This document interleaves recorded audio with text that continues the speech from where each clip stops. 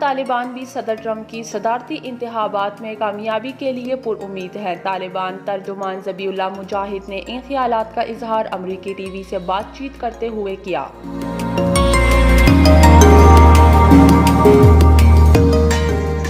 अमरीकी टीवी को इंटरव्यू में तालिबान तर्जुमान ने कहा कि डोनाल्ड ट्रंप सदारती इंतखाबात जीत जाएंगे और अफगानिस्तान से तमाम अमरीकी फौजियों को भी निकाल लेंगे।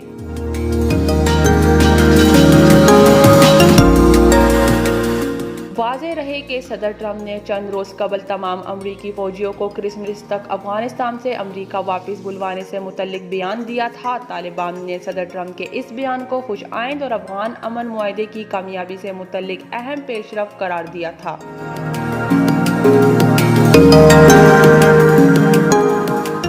याद रहे कि अमेरिका ने 2001 में अफगानिस्तान पर हमला किया था, जिसके 22 लाखों अफगान शहरी जाँ बहक और जख्मी हो चुके हैं।